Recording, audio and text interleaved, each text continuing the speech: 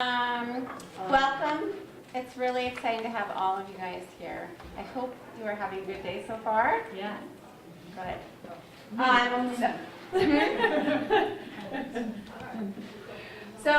In today's session, we're going to be focusing on looking at PhET simulations, which are created here at the University of Colorado Boulder, and examining how we can leverage these simulations to engage students in active learning in our classroom. I am Kathy Perkins, and I direct the PhET Interactive Simulations project. And I'm Union Carpenter. I work in the chemistry end of the project, doing design of some of the simulations, as well as research and some faculty professional development. And in advance, I'm going to apologize because I'm going to have to leave early because I wasn't able to stay for this whole last workshop.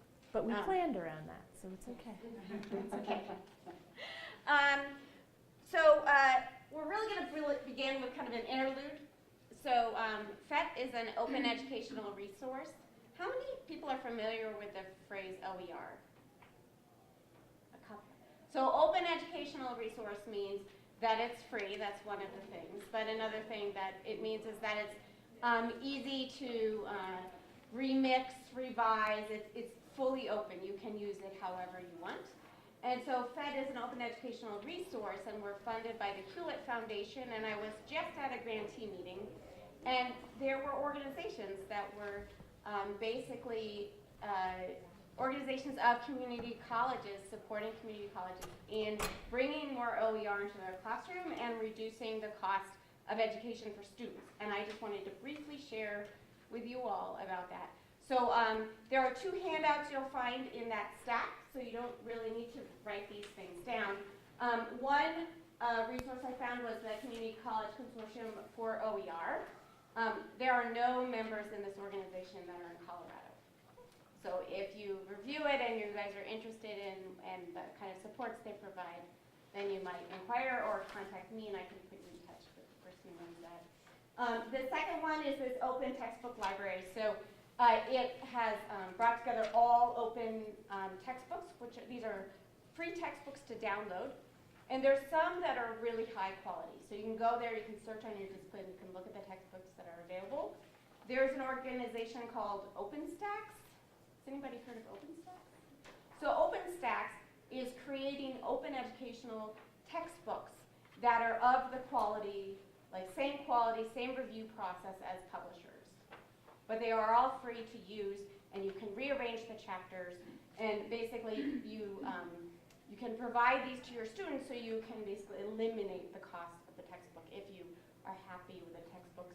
And students can print out the textbook for a reduced price, like $20 or $25 or $30, something like that. This is why textbooks are so expensive, right? Is that the printing that makes them expensive? No, it's things like this, right? That then up the cost. The publisher needs to up the cost. I'm not making a judgment. I'm just saying that this. I got paid $60 an hour to edit textbooks. Yeah. That's why textbooks are so expensive. Yeah. Textbooks are expensive because they I don't know why. Yeah, never mind. This It's actually okay. textbooks have to be more competitive with Right. this, and some of the textbook industries are actually collaborating with OpenStax to provide the OpenStax textbook, but then bundle it with their other resources, so that lowers the overall price to the student, but you still have all those added resources of homework systems or whatever else the textbook company is offering. So I would just encourage you to look at it just as an added resource. If you work on those or use them, Pearson doesn't send Hitman to code. Pretty sure they do. Pearson might, so Pearson is not a fan. Oh, okay. Pearson is not a fan of open educational resources. But to also put sort of the flip side is that there are textbook companies like Pearson who want to also leverage some of the open educational resources that are out there. So for example, Pearson's Mastering Physics and Mastering Chemistry systems incorporate the PhET simulations. So there's definitely a push and pull in the industry, and it's changing, but we want people to know what's out there so that you can give all the resources to your students. Even if they have a required textbook, having a different perspective, having other free resources is really important. The idea behind that textbook movement, though, is that in the community college, the textbooks can actually be a major cost for the students. And so if you can, there are some community colleges that have gone all OER, reducing that textbook cost to zero. So it's an option. It's now actually more of a real viable option than it was ever before. Okay, so switching hats. Now I'm fully PhET lady. And so the goals for today are basically, by the time that you leave here, we want you to be able to describe how certain features in the simulation can be facilitate student learning and exploration. So we're going to give you time to play with the Sims. We want you to be able to describe the different ways that you can incorporate and use simulations into your classroom and how that's related to the learning goals and type of facilitation that you're using. And we want you to be able to outline the best practices in order to leverage the true affordances that a simulation provides for your students. Okay. So now we're going to move just briefly to understand more about you and who you are so that we can make sure that the workshop is attending to that. So, so I know that there's a range of disciplines represented here at the conference. So who here is in biology? Okay, so we have 4. You can all see who others are. 2. Who's in math? Okay, so 4 in math. Last time we had nobody in math, so that's good. Who's in physics? Okay, a couple. Yeah, can you raise your hand so she can see you? Chemistry? Okay, so people wearing multiple hats. Great. Engineering? Any other disciplines I missed? Astronomy. Astronomy. I think I'm the only astronomy here. We do have simulations for astronomy. The kind of place where you're the weakest is biology, but the biologists can leverage some of the chemistry simulations to teach the underlying concepts and mechanisms and reasoning. And we do have some biology sims. It's an area we want to grow, but right now we don't have funding to grow in that direction. Okay, has anybody actually used PhET simulations in your class? Okay, so we have 4 people who have used it, so just everybody take note of that. And how many people have had a chance to play with a PhET simulation or go to the website that haven't used it? Okay, just a couple. So we'll definitely get a chance to do that today. And then class size is really important in terms of how you implement simulations into your classroom. So how many are working in small classrooms, so classrooms under 35? That covers almost everybody this time. So everybody. Does anybody have kind of large classes over 75? So you have both? Did you raise your hand in the first one? I did. Well, because Okay. I can have a stack class, so I could have multiple sections within one class. Okay, so So- you can have like a big section and then it breaks down into smaller sections Sure. kind of thing. Yeah. So so if the one section is 25 students, I can teach 2 sections at the same time. They're Okay, called stacked. okay. And then I have 50 students in that one lecture, but then I break them out for lab. Okay. Okay. Yeah. So I get how that works. Okay. And then we are going to be pairing up and looking at the simulations and exploring. So we wanted to give you a moment to kind of introduce yourselves to the folks who are around you. And also, does everybody have a device of some sort? Or who So, doesn't have a device? An iPad or a laptop. An iPad or a laptop. So we've got a couple that we can lend out, and then also if you work together in groups of 2 or 3 as well.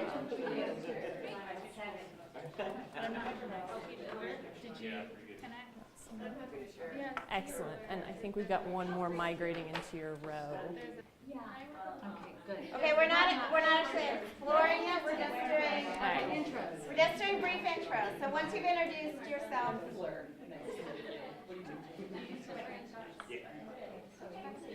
That's what I did. UCB gas. Yeah, that's what that one. All right, so does everybody know a buddy's name now and what the other person teaches? Good, excellent. Okay, so you will get a chance to explore in just maybe 7 minutes. You will have so much time to explore. We will make you do some work. We're just going to take a brief minute to kind of give you an overview of the project and then move on to hands-on exploration. So what is PhET? PhET is this collection of 130 free interactive simulations for teaching and learning science and math. What does it mean? So it's an acronym that is no longer relevant. Okay. So never mind. So it stood for Physics Education Technology when we started. Okay. And then by the time we started growing chemistry and math and earth science sims, PhET was, kind of ingrained in, at least among the physics community, and it was unique enough that it provided a good foundation for our name, because you Google PhET, doesn't have very much competition out there. Right. Anachronism. So right now, it's just PhET. That's why it's just PhET. Drop the acronym. Okay, so they're used at a wide range of levels, from elementary to college, and some simulations are even used across the entire range. So we have 4th graders using the circuit construction kit to teach 1st graders about circuits, and we have those college students, introductory college students, using the circuit construction kit to learn about circuits in parallel and series and wire resistivity and lots more complicated topics. And the reason, hopefully today you guys will discover why that works and how that's even possible, because you certainly can't do that with a textbook. It's all in the design of the sim and how intuitive it is. So who uses PhET? So PhET is used by teachers and students across the world. Right now it's used more than 75 million times per year in 77 different languages, and it increases by about 50% per year. So the project is driven by some goals. So one of the goals is to make science and these materials accessible. So everything's freely available online. Not only are there simulations, but there's also activities that we have written and teachers have written that they have uploaded into the teacher lesson database that's up there. So that's a place to start if you're looking for an activity. And they can be used online or offline. So if you have poor internet connection or you don't want your students wandering off during a lab, what you can do is actually download the entire website and install it on all your lab computers, and then you don't have to worry about what the students are doing to turn off the internet. And we design them to be really flexible for use in lots of different environments and different contexts. We're also driven by pedagogical goals.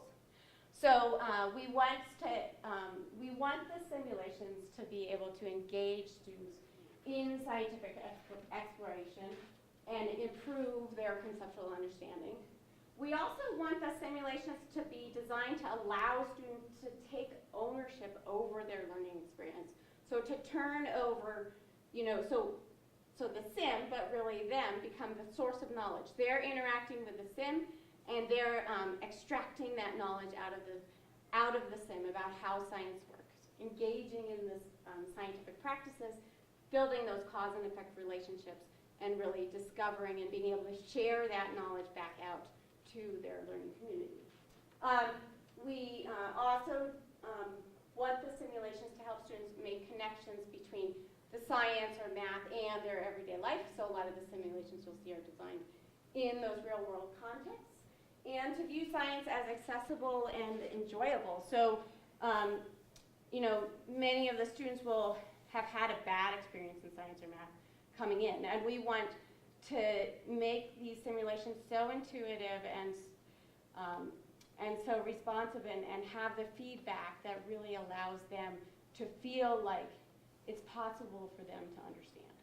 And so hopefully when you're working with the simulations, you will see how that works through the design. Okay. The project is research-based, so when we got a grant, we developed sims that we put out for free, but we also study them. So we engage in interviews to hone and understand what makes a good simulation and design. We engage in research in the classroom to understand how the implementation of simulations in the classroom and the different ways to implement it influence that whole dynamic between students and teachers and the simulation and the activity to create kind of a holistic learning environment. And research over many sims has shown what works. So when you look at a sim, you'll see that we build in affordances. So what actions can students take and how does that cue their learning? And then also constraints. So what limitations do we build into the sim that prevents students from going off track? Okay, now I'm going to turn it over to you. Okay, so what I'm going to have you guys do is in your pairs, pick one of the two your devices to use, because you're going to work together while you explore a sim. So whether that's a tablet or a laptop doesn't really matter. Once you're there, you'll navigate to the PhET website, phet.colorado.edu. And at the top of the page in the banner, I'm just going to have us click to the HTML5 sims up in the top right, because that's where we're going to be spending most of our time working today. And what I'm going to have each pair do is play with the simulation. We're going to have about 5 minutes to do this. And because you guys all teach, I'm going to add a little caveat. Think about this not as if you're trying to think about how you would teach with this. Don't think about, oh, what does it have, what doesn't it have? Just play around with it. Have fun. Enjoy this experience. But I'm going to assign you guys some sims.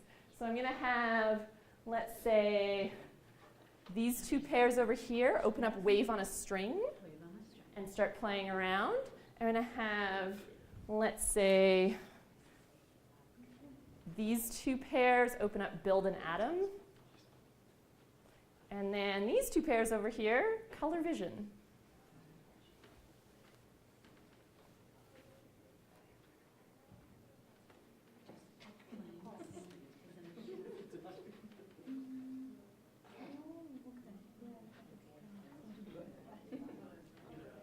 All right, so I'm going to bring us back together.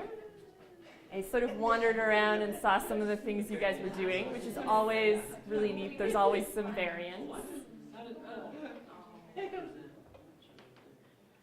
So let me ask you a couple of questions as a group. One, how long did it take you to figure out something that you wanted to try to do? How long was it before you were touching buttons, dragging things, moving stuff around? Instantly? Is that generally the consensus? So one of the big things is we wanted this to be a tool that the sort of technology isn't a barrier. So we don't want this to be something like really powerful software products like, I don't know, Adobe Photoshop or something along those lines, which are really awesome, but there's no place to start. So in every case, people might start in different places. So I watched a couple different groups using the same sims, and the first thing they tried out might be a little bit different.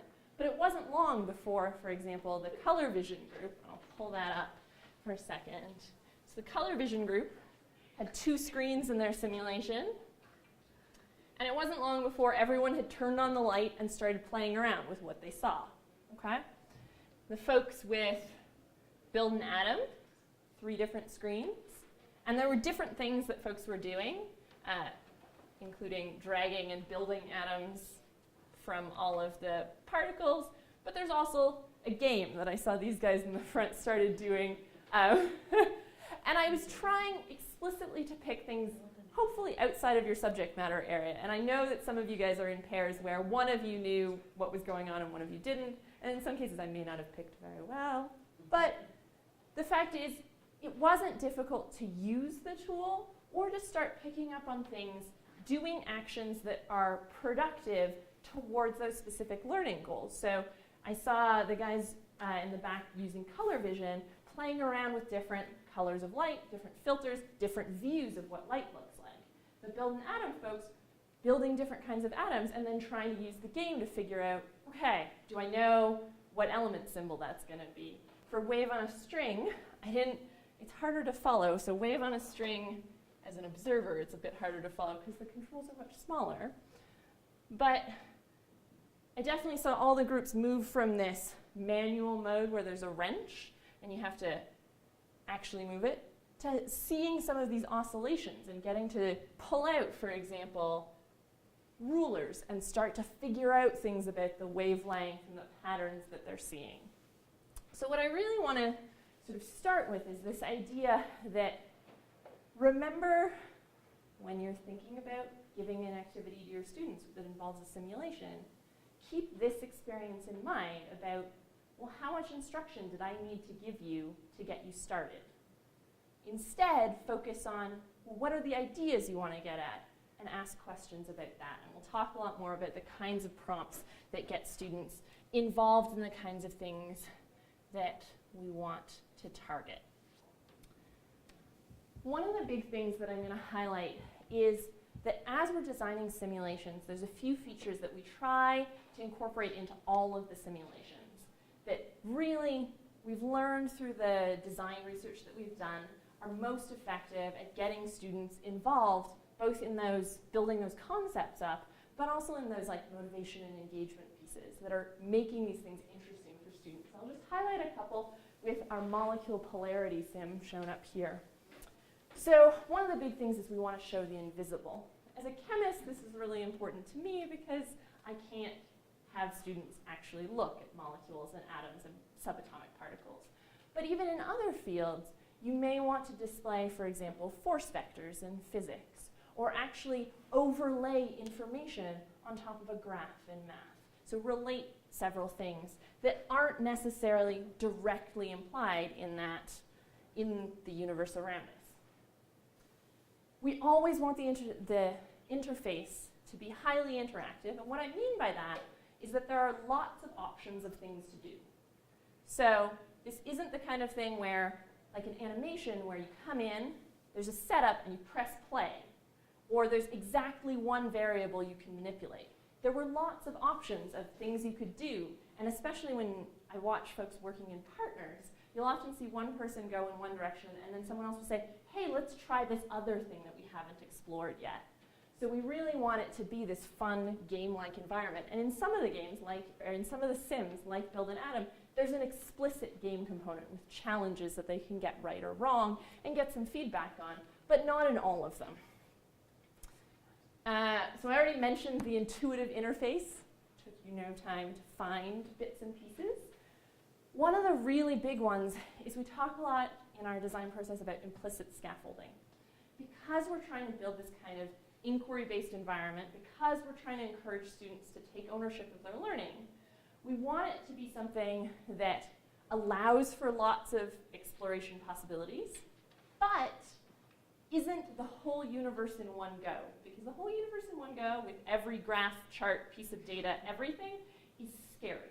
We've done studies on early drafts of some of our simulations, and you'll actually see a student who opens a simulation for the first time in some of our earlier versions and physically backs away in fear. They're like, nope, this is too much information. So we do a lot of work in our simulations to layer that information in conceptually. And so as an example, for you guys, you had several screens. You start on the first screen, and there's a certain amount of information there. Likewise with color vision, you can then move on, and in their second screen, they were mixing colors of light. So that's a more complicated concept. In Wave on a String, you only had the one screen. There wasn't a second screen to move on to, but we choose very carefully what the startup situation is. It's this wrench that you have to move manually. You're not trying to process as much information in that case. So what's open, what's available to you when you start is really important to us. We focus on allowing things that in the real world would be really difficult. For example, doing live demos of things, switching between multiple variables can be a bit of a headache. So this is an easier way to do some of that.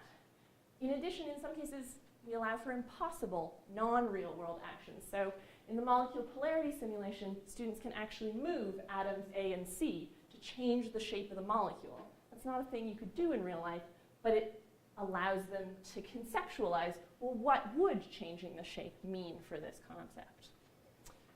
We try where possible, and especially where it's important to the discipline, to use multiple representations. So in this example up here, to represent the polarity of the molecule, there's a small dipole arrow, as well as these partial charge symbols, both of which are disciplinarily important. So as chemists, we want them to use both of those. But in a lot of other cases, it's not even necessarily that it's a representation we use in the discipline. It's that here there's another way to visualize that same concept so that students can sort of pick and choose and see, okay, I think I understand this. Does it still apply when I look at this other representation? And then nope, not last. Real-time feedback is a really big one. So if you make a change, you see immediately, well, what happened? If I added a proton, what changed in the element? If I change the amplitude of my wave, what do I see happen? If I change the filter, what color's perceived by the person? And then last, but certainly not least, is the real-world connections that Kathy mentioned earlier, this connection to everyday things. And we didn't see that much of it in Build an Atom, a little bit in Wave on the String, but not so much, but mostly in color vision, there's a little bit of that. In some of our sims, like in pH scale, they're testing things that you might find in their household, orange juice, hand soap, etc. So there's that connection to the real world. So again, not all of these will be found in all of our sims, but where possible and where relevant, we try and build those in. So what I'd like you guys to do is, instead of looking at all of these and trying to look for them in your sim, although you're more than welcome to try and go on a scavenger hunt of features, what I'd really love for you guys to do is take some of these key things, in particular the scaffolding of concepts and what kind of feedback's being given, and talk to your partner, play around with your sim again, and look for where those things are happening. What is the feedback that students are watching when they make these changes? Is there scaffolding in your sim, and why do you think we chose to start where we started? So talk about these particular ideas in the context of the sim that you're playing around with. Okay? Well, you start like this, right? Moving through the filter, and you just immediately, when I move things, things will change. So there's a Right. feedback of For sure. And one thing that I'd love to say related to that is, so for example, she's mentioning adding some filters of different colors. So oftentimes what students are watching here is what color you can see, so that end result and how that changes as you fiddle around with all these other variables. The other thing that I loved about your response was you said, I think that photons, these things, these bits, we see students do that all the time when they're new to that subject area, or even they've learned it before in high school but don't have a really solid grasp on it. It's been a number of years, like they're returning students. They remember all these pieces of vocabulary, but it's not necessarily quite attached to the concept or the item that is there. The nice part about a simulation, both in an individual activity, but especially in a group or pair activity, is they now have a communal resource that even if you, instead of saying photon, you said protons. You were like, oh, I think this is the word, and you pulled it from somewhere in your past, and you used the wrong word. Everyone in your group can say, oh, do you mean these things? And point at the screen. And this is really important for building up students' conceptual understanding instead of them prioritizing that terminology first, because this is giving them that shared resource. What about someone in the front? Did you guys spot any examples for example, wave on a string of things that you thought of, the scaffolding or the feedback? What did you notice when you thought For the showing invisible, I mean, it really nicely shows that each individual particle isn't propagating, it's just going up and down, it's not Right. moving over. Right, so in particular, if we've got this oscillating wave, there's these green dots that give you these reference points to say, oh, is it moving? No, that green dot is staying in the same place, it's just moving vertically. And that's a really important reference frame that helps them visualize something that they wouldn't be able to in, say, a demo with a slinky in a classroom. Which part of the slinky is where? Awesome. Anything? Yeah. The scaffolding on this one was pretty nice because you start out with that blank screen. You don't have any metrics, no way to measure what you're observing. You just kind of look, and you can start messing around with the waves. But then you start to realize, oh, I can start measuring. You know, how tall is the wave? How big is the wave? How long does it take for it to go to one end to the other? And absolutely. so it's a lot more.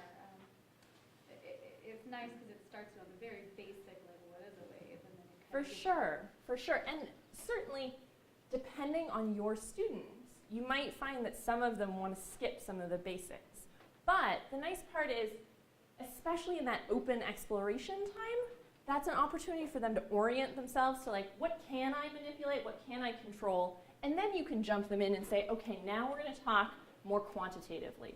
We're going to dig in to specific amplitudes and frequencies. We're going to pull out the timer and start doing some experiments.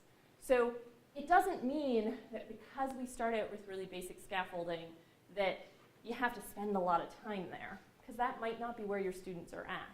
But it's there for both orientation, but it also helps level the playing field for some students, especially coming into first-year courses.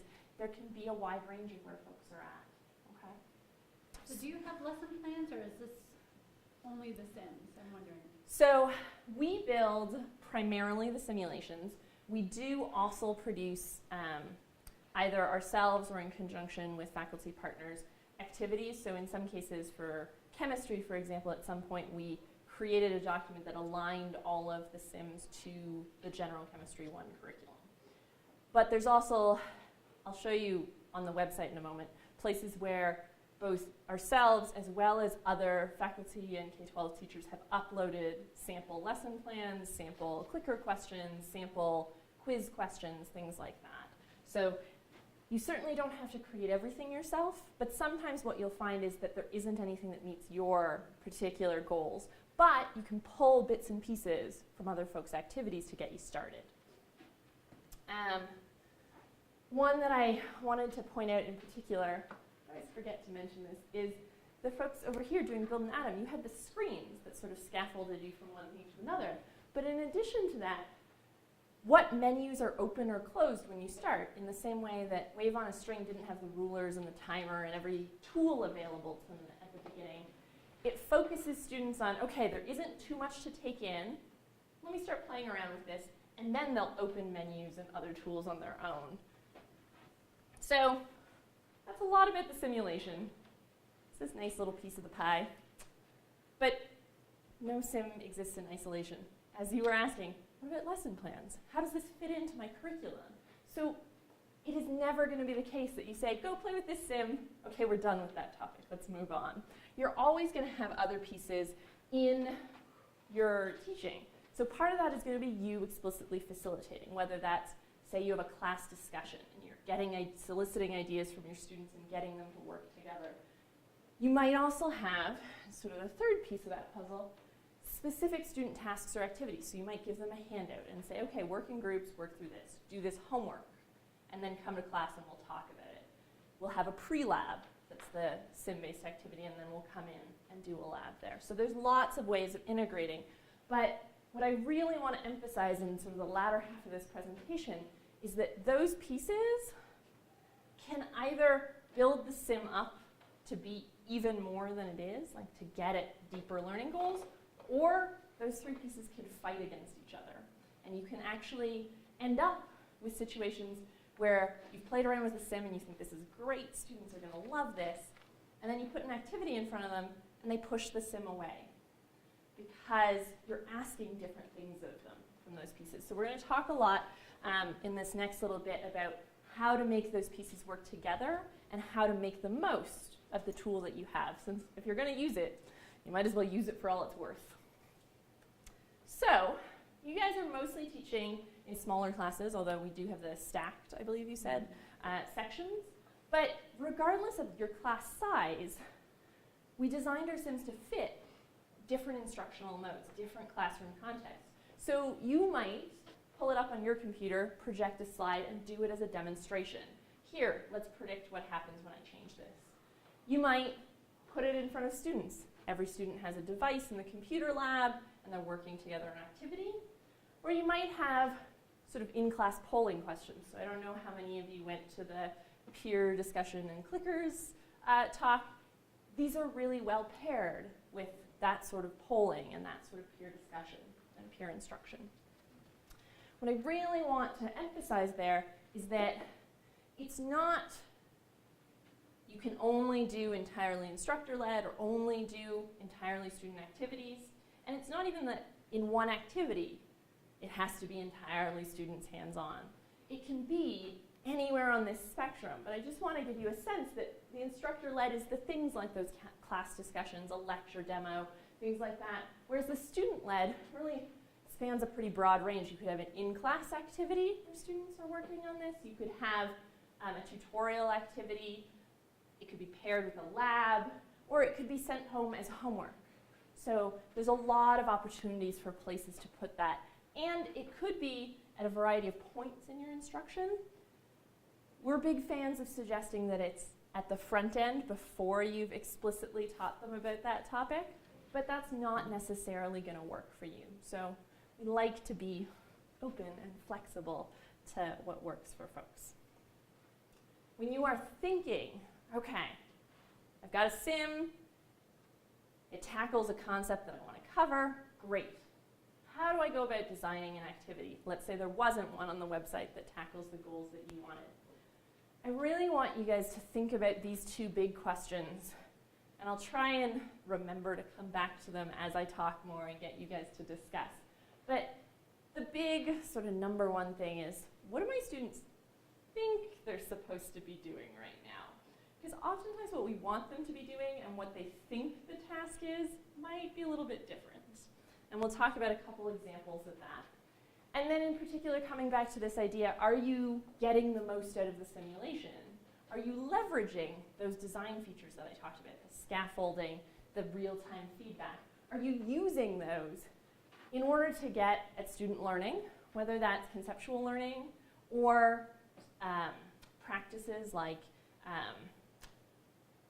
creating explanations, building models, whatever your learning goals are, that's one thing.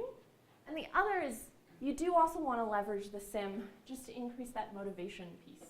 Even if you know I have learning goals that aren't met by this sim. For example, you might have a sim like color vision. It tackles some intro ideas about the topic, but you want to go further than that. That's okay. You could still potentially start with the sim to get them engaged, get them interested in this idea, give them some sense of ownership over, okay, I got to design some experiments, I got to pick what I'm about to do, as well as that real-time feedback helps feed into this sense of progress or sense of mastery, because they can check their own understanding. They can say, oh yeah, I totally understand this, I've got it. Let's predict what happens next. And then the sim will tell them, oh yeah, we were right, awesome, and that's good feedback, and they move on. Or the sim might tell them, oh, it didn't work the way we thought it was. Let's try that again. And that feedback can be especially important when, even if you're only in a class of, say, 15 or 20 students, well, you can't be talking to all the students at the same time, and you want them to be able to continue progressing, even when you're not there to, as a voice of authority, say, no, no, no, try again. Okay? So we'll keep coming back to those pieces. Those pieces tie in really well to a couple of things. First, in thinking about a sim activity, you obviously have some learning goals in mind. But we really strongly recommend that when you're picking an activity, to keep it to a short list. And that might mean that to cover a topic, you do multiple activities. And those activities might just be one 10-minute demo at the start of class, some lecture, one 10-minute demo at the end of class, and then a little homework assignment. It might be 3 separate little pieces. But in any given activity, focusing in on just 2 or 3 little things really helps target, okay, what are they exploring? What do I want them to get out of this? And really consider that idea. Is this targeting concepts, or is it targeting those sort of practices of building models or so on and so forth? And I bring up this example in particular because I think it's a really neat one.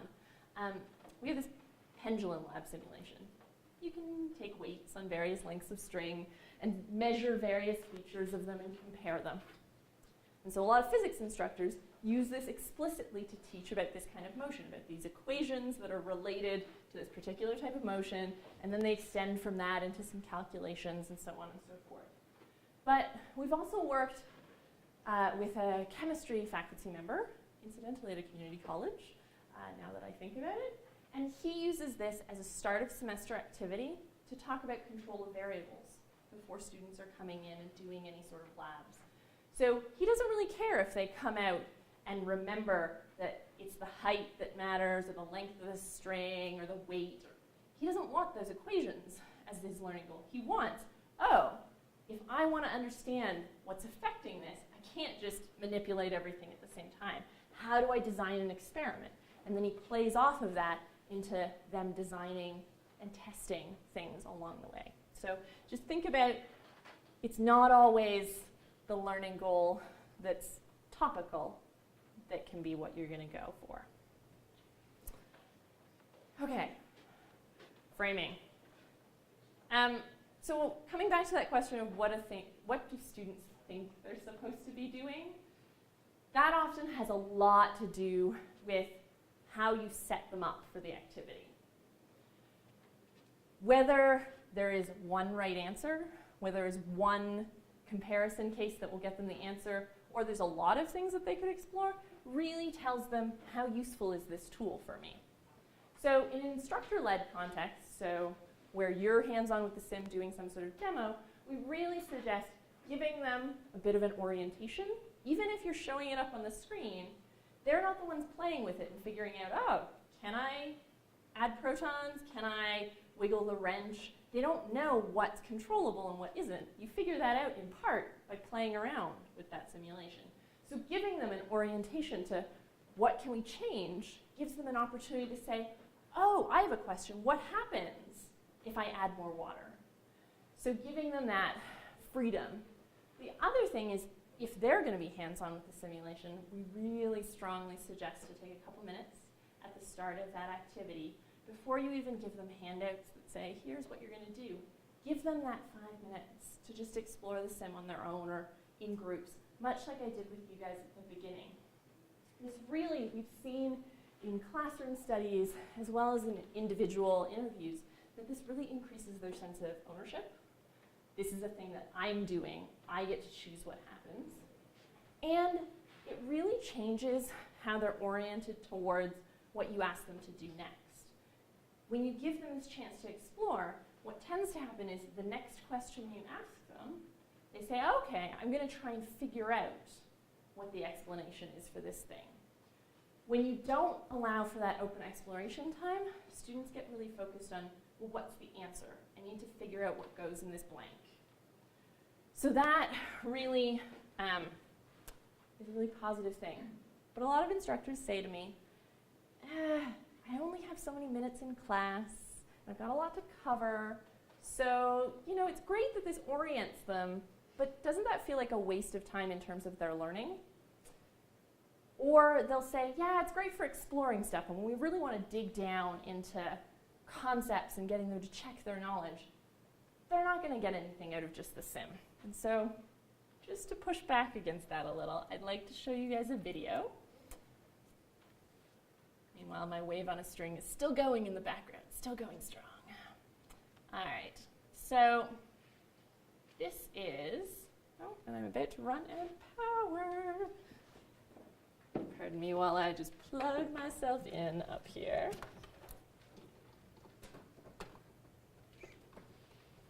All right, so I will fix that momentarily.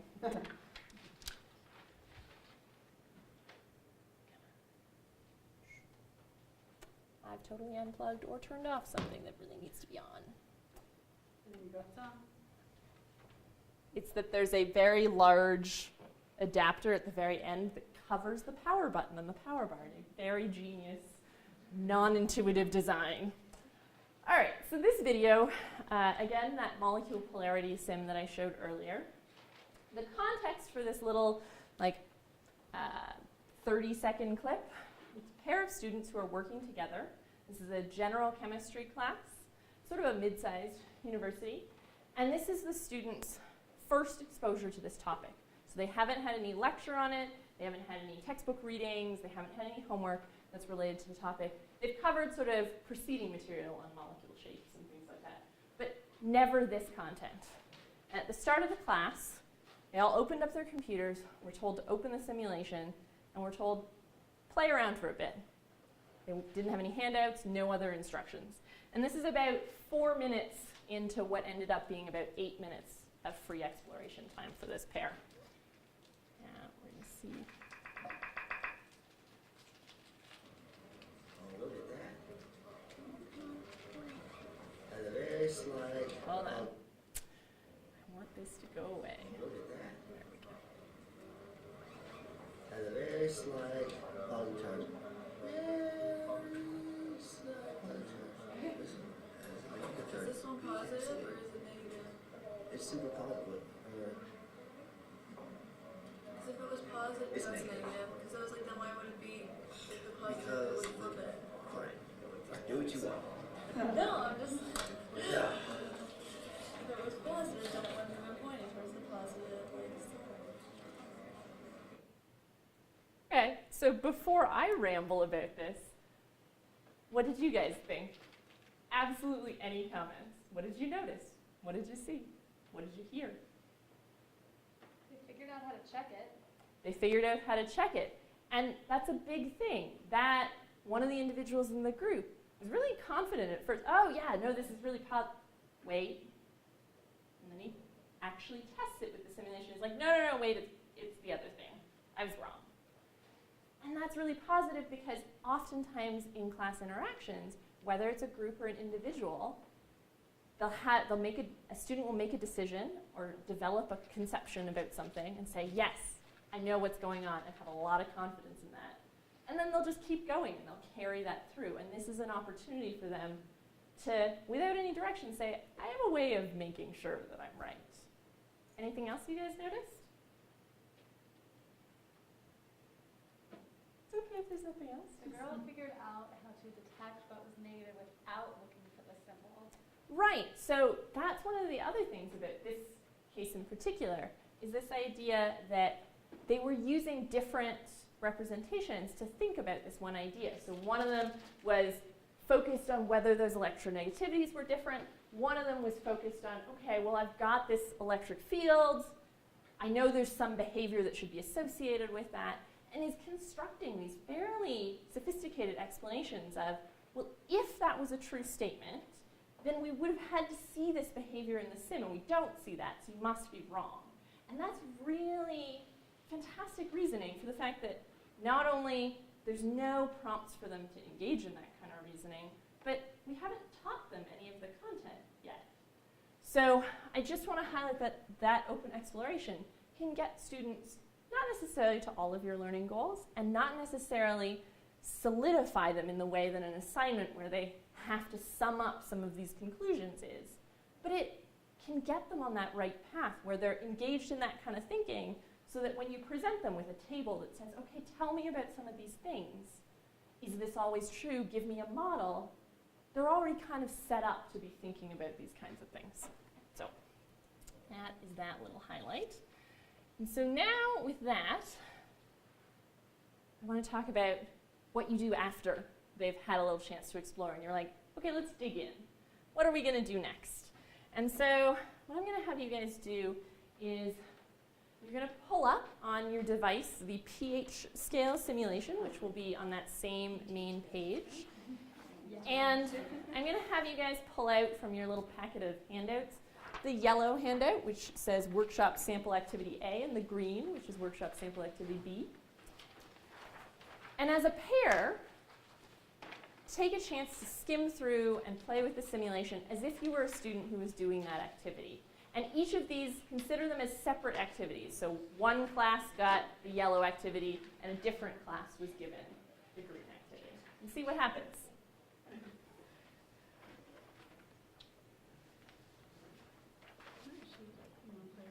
What was the benefit? Oh, there you go. Interesting. All right. Let's bring it back together. All right, so how about some thoughts about the yellow activity? Thoughts? Kind of boring, very guided. Very repetitive. Very repetitive, right? So you're filling in the same information for different specified solutions. What do you think? Also, you then were focused on certain things. Right, so it is a more focused and targeted thing. Absolutely. So like, okay, what is that? All right, that means that. For sure, for sure. What about the green activity? Some thoughts and some comments about the green. I think we messed with all the different variables on the sim more with the green. Right, so you actually played more with the simulation in the green. Awesome, and you tried out more things. I heard a lot more discussion in the green of, oh, I think it's going to be this. I'll check it. I heard a really great little discussion in the back where it was like, oh, it's the other way. It was fantastic. I love those moments. That was not feigned ignorance either. We weren't like role playing for. No. And this is why it's great when I'm not putting the sim in front of chemists. Excellent. So what I'd say about these is that neither one is perfect by any stretch of the imagination. And these were just created to show you sort of the extremes of the spectrum. A lot of really well-designed activities are going to be somewhere in the middle, in between them, where there's some open component where you're getting students to really play around with the sim, but you might also target very specific comparisons that you want them to say, okay, let's narrow in on a few things and say, what's different about these? What's the same about these? One comment on both of them is they have probably 25% of the words I use online, and I liked it better. Wait, which? What? On both of these, like my build and Adam one is like 6 pages. Oh, right. I need to pare it down. Yes, and that's going to be like tip number 1 that is coming up on one of these slides, is minimize the number of words that you use. And we'll have a couple tips for how to go about doing that as well. But what I'd really like to sort of highlight is that even if you do want some of the more targeted stuff from this guy, make sure that it's seated in the context of something that actually is interesting. The comment that the yellow activity was boring, you're going to get that from your students too. In fact, in this morning session, we had someone who started the yellow activity and then kind of pushed it aside and was like, never mind, I'm playing with the sim. So think about, what do your students think they're going to be doing? What are their goals when they see this activity? And how is that keeping them both on target in terms of their learning, but also on target in terms of that motivation piece? Are they excited to test out another thing, challenge themselves, be like, yeah, we're totally right, we've got this, which is an exciting thing to hear from your students. So as a general rule, we recommend that instructors move away from the very directive lots of words, as you were mentioning. This is actually an excerpt from my camera manual with all the very detailed things. Stay away from this. But oftentimes when I say minimize the number of words in your activity, people take it as, okay, I will move to the classic IKEA instruction set. Okay, I have these parts, and tab A goes into slot B, and it's still really directive. It's still telling students exactly which controls to manipulate and exactly how to go about doing that. And as you found out at the very beginning, sort of tying this back into that exploration, you really don't need explicit directions on how to use the sim. What you might in some cases need is a little bit of direction on what are some good comparisons to make? What are some key things to hone in on? Because they don't always necessarily compare all situations. So I'm going to pick on these guys in the back a little bit again. They did something that a lot of students do, which is they're talking about dilution, and they're like, great, so the pH, they're only exploring acids because those happen to be the solutions they were interested in. They're adding water, and they're like, okay, every time I add water, the pH goes up. Great, I have a plan. And if all you had asked them to do was explore any 3 solutions, for example, they might move on with that concept. So having a little target where you say, well, what about bases? It doesn't have to specify which bases. It doesn't have to specify how much you need in the beaker. you just want them to extend it to make sure that they're comparing those important cases, and that's true of a lot of simulations. So we tend to recommend activities that look a lot like this, that maybe the activity is 3 or 4 pages long, but that 3 or 4 pages is a lot of open space for student writing, a lot of tables in particular for comparisons, and a lot of prompts that are these kinds of open-ended things that ask them to compare and contrast cases. Okay, you're going to investigate some of these things. Tell me what's the same. Tell me what's different. Predict. Predict is one of our favorite words. Less so the, okay, take each individual item, I'm going to spell out which one, I'm going to tell you exactly how much to add, and then you're going to give me the output from the sim, which is essentially what the yellow activity is asking for. And in particular with the yellow activity, even though those target some of the comparisons, when students are filling them in, what we see is that they fill in the number and they don't think about what that number means. So that they've got an answer, they're good to go. Move on to the next question. We are successful. And that's troublesome because you don't actually care about the numbers so much. You care about them pulling those numbers together to compare them. So with that, I'm going to give you sort of a highlight of 5 best practices for writing prompts. And even though these are really sort of framed around a student activity that you might hand out to them and have them working on, the same kinds of things apply for prompts for class discussion. The kinds of questions you might ask as a clicker question when you're polling your class and saying, okay, what do you think will happen when I add water to this solution that I've got in my demo? Things like that. So this is on the handout that's like stapled together in white. So there's a few examples in there to help you guys out along the way, and some space to take notes if you want or think of ideas. But again, this using minimal words is a big thing. And one of the big reasons for that, besides sort of getting students to focus their attention on the sim, is also that makes it easier for the students to access what you think is important. They're not spending 5 minutes reading a huge page of directions, and especially if you do have English language learners in your class, having fewer words that direct them towards the sim and say, okay, play around with this, and then there's a few keywords in there to say, oh, we're talking about acids. I need to find the acids. Let's work with that. Again, we want prompts that focus on sense-making, on reasoning, on predictions and explanations, things like that. Not so much on, okay, the numerical answer to question 1 is 2.5 times 10 to the 7. And so there's a couple of examples on that sheet that we've sort of given you to get you started and get your brain churning on things that are good frames of mind. So things like find all the ways to do something, or what are 2 ways to do another task, or developing a procedure to check something. That's really great, especially if you're trying to encourage them to think about models or about experiments. Develop a procedure to check something.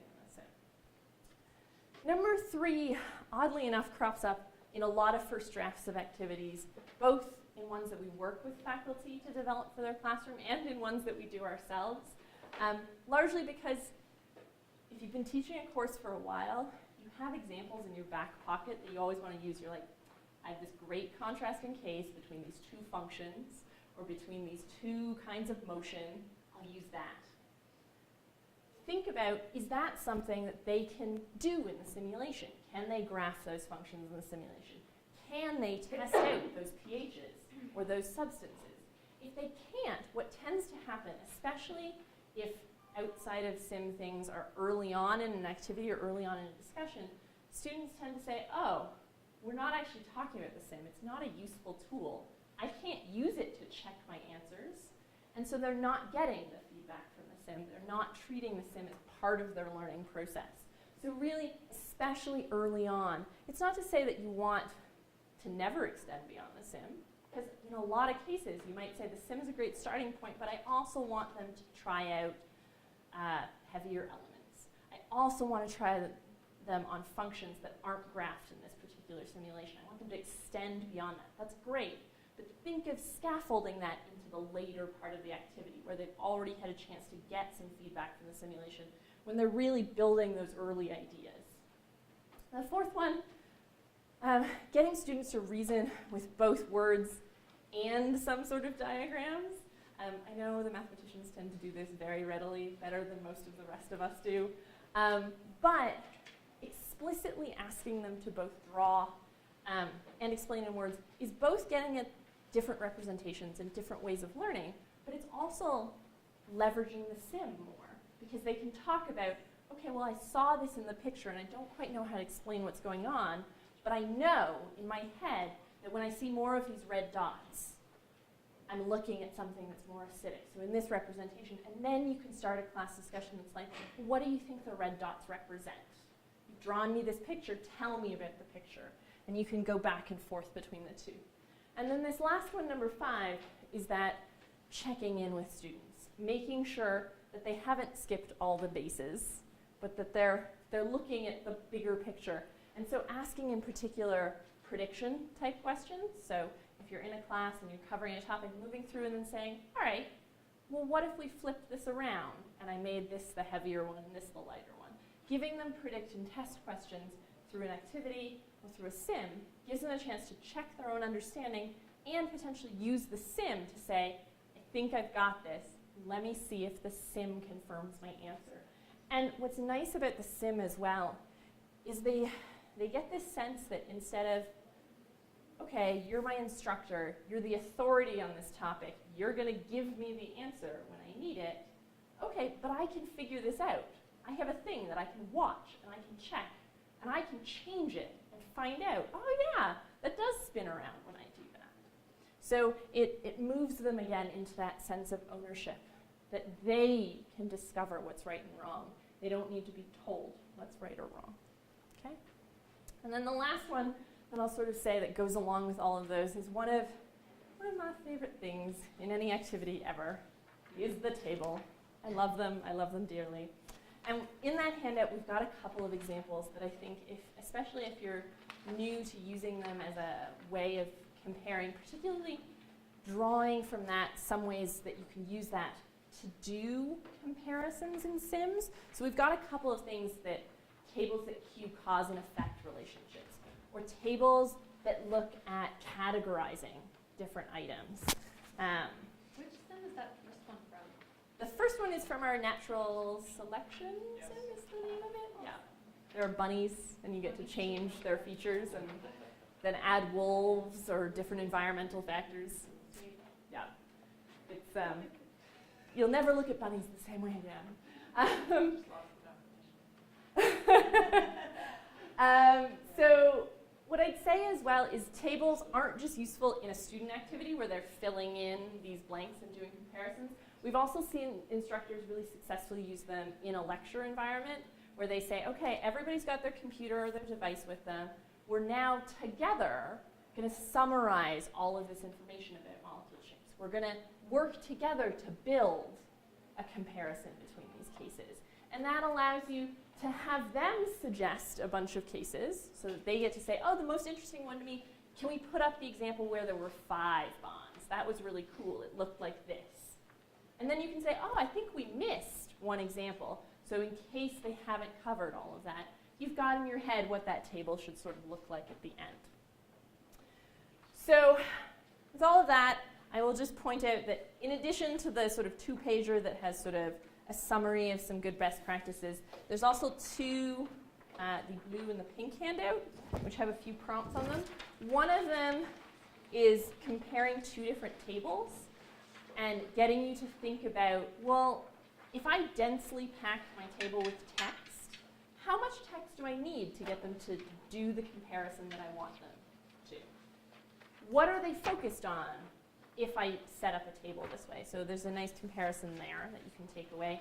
And then the other uses the isotopes and atomic mass simulation, which sadly does not yet work on iPad. It's one of our older simulations. But we were working with some instructors to develop an activity for first-year chemistry, more for review of these concepts. But these are questions taken from one of the early drafts of their activity. So these are questions where there's some things that are really good about the prompts, some things that are really good about how they're set up, and definitely some ways that those could be improved. And so there's opportunities to look at those and think, is this using minimal wording? Is this cueing the comparisons that I want? Is this getting students as much ownership as they could in choosing the examples that they're going to compare? So some things to walk away with. I also want to emphasize that integration can be really important. And I don't necessarily mean that you have to use a sim for every topic you cover in your course. Sadly, especially for you biologists, we don't have sims that cover every topic in your course. Even mathematicians, sadly, also not the case. But when you are covering a topic, having a sim perhaps in an activity that's a pre-class activity, and then coming in and then doing a demo, and then having your follow-up questions where, especially if a student asks a question, they say, oh, well, what would happen if? If you can show that in the simulation and answer their question using that simulation, it emphasizes the fact that, for one, this is a tool that's integrated throughout their learning process, not just, it's a fun thing that shows us what forces are, but it can help them to answer questions, and that means they're more likely on their own time to say, oh, I'm studying up for this thing. I remember we were able to answer that question in class by using the sim, and they're more likely to use that. Whereas if you're the one who just gives them the answer in the sim, we've already turned it off, we're not using it anymore, it's less likely that they're going to refer to it again. So, sort of with that, I just really want to reiterate this idea that we think the sims are pretty great. I don't know how you guys feel about them yet. I hope you're on board. But that all of those other pieces matter as well. And it's not to say that if your activity isn't the best thing in the universe, your students are still going to get something from it. But as you revise, thinking about these things can help you get even more out of it each time around. And in particular, not have the sim fighting for attention with this activity you've designed. You really want them to work synergistically. And so, in terms of getting started, really starting out with getting to know the simulation. So on the website itself, on that main page, there's a nice happy button that says play with simulations. And we really do encourage you to play with the simulations. But when you click on that button, on the left-hand side, the navigation will show up that gives you a bunch of categories. So you can look at them by discipline. You can look at them by grade level. And for some folks, by device is really important because we've been moving all of our sims to HTML5, which means that they'll open on anything that has a browser. So they'll open on phones, they'll open on Chromebooks, they'll open on iPads. But we haven't gotten there yet. We've only got about 30 of our sims in HTML5 now. So if all your students have our iPads and Chromebooks, you'll want to start there first. Do they all play with Windows 8 now? That is an excellent question. I think the answer is yes. So I think now they do, and in particular some of the ones that have historically had problems with various operating systems, Molecule Shapes is one of our most notorious for having problems. That one's been moved to HTML5 now, so it should open on anything. And in addition, underneath this little collection of categories, there is a thing that's sort of troubleshooting FAQs, and some of those can pretty quickly resolve some of the most common issues we see. But if you do have bugs and you're like, the sim wouldn't open on my device or computer, feel free to send us an email. We are happy to help, or point you to other resources that can help as well. The other thing that I really want to point out before I let you guys go is that there are also additional resources on the website itself. So if I go back here, the wave on a string is still going. So this is the main website, and right down here, the website's going to change in appearance a little over the next few months as we kind of update it. But there's a nice little For Teachers section right down at the bottom. And the For Teachers section has tips. It links to the activities on the website. And in particular, I'll just highlight with those teaching tips, we have a whole series. I don't know why the resolution is so terrible here, but we have a whole series of videos as well as some guides about using them with clickers, using them with demos, using them with inquiry activities, a whole bunch of things. And we are building more through the course of this summer, so there'll be resources there. In addition, for any given simulation, so let's say you decided, concentration looks like a great sim for me to use. As you scroll down to the bottom of the page, there is sort of our teaching ideas and activities section. So any related materials. And what will happen is stuff that we've created will have our logo on it. Stuff that whether we've created it or it's been user submitted that we've reviewed and said, oh, this fits really well with the guidelines for good sim activities, they'll get gold stars. So you can pick out those ones as sort of top of the line. But all the other ones are still there to give you ideas that might be appropriate for your particular classroom. And these are all user submitted. So we really do encourage you, if you do become a user and really build something that you think is awesome, to submit it back to the community and share it there so that we can build more of that. We are also building additional teacher resources that are coming this summer, including quick primer videos for each and every sim. Slowly but surely they are being designed that essentially will be a quick overview in a 5-minute or less video of here's what the sim does, here's some of its quirks, here's some things you should know about it, and updating our teacher tips as well. And those will be available if you log into the website. You don't actually need to pay or anything like that, but you'll create an account, and that way these will be resources that are for teachers, not for students.